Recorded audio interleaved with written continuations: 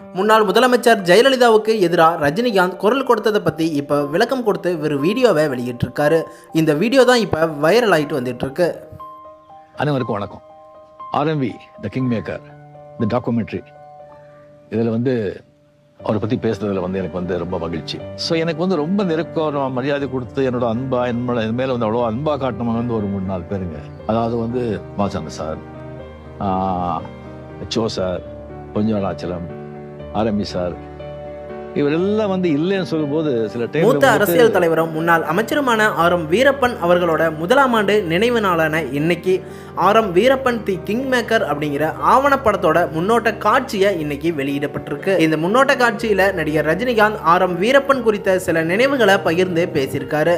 அதுல முன்னாள் முதலமைச்சர் ஜெயலலிதாவுக்கு எதிராக குரல் கொடுத்ததை பத்தி நடிகர் ரஜினிகாந்த் விளக்கம் கொடுத்திருக்காரு. பாஷா படத்தோட விழாவில் ஆர்.எம். வீரப்பன் தயாரிப்பாளராக மேடையில இருந்திருக்காரு. வெடியுண்டு கலாச்சாரத்தை பத்தி நான் அப்ப பேசினேன்.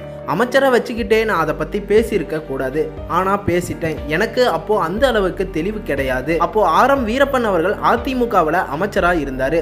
அப்போ முதலமைச்சராக இருந்த ஜெயலலிதா அவரை பதவியிலிருந்தே தூக்கிட்டாங்க.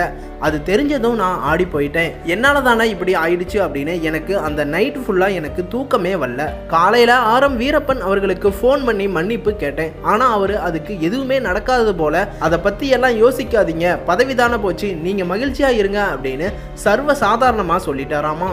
ஆனா ரஜினிகாந்த் அவர்களுக்கு அது தழும்பு போல இருந்துச்சு. இந்த மாதிரி எக்ஸ்ட்ரீம்லி சாரி சார், இந்த மாதிரி பண்ணி ஆயிடுச்சு, அதனால தான் ஆச்சுன்னு சொன்னா அவர் ஒண்ணுமே நடக்காத மாதிரி, ஏன் அதை நீங்க விடுங்க, நீங்க அதை பத்தி ரிசீவ் பண்றீங்க, பதவி என்ன அது, ஐயா நீங்க மனசுலே வச்சுக்க வேண்டாம், நீங்க விட்டுடுங்க, நீங்க சந்தோஷம் ஹாப்பியா இருங்க, என்ன ஷூட்டிங்கு அப்படின்னு சில சாதாரணமா கேட்குறாங்க.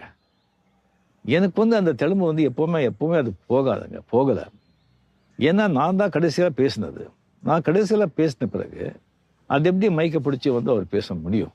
மதிப்புக்குரிய சிஎம் ஜெயலலிதா அவர்களுக்கு எதிராக நான் ஒரு குரல் கொடுக்கறதுக்கு சில காரணங்கள் இருந்தா கூட இந்த காரணம் ரொம்ப முக்கியமானது.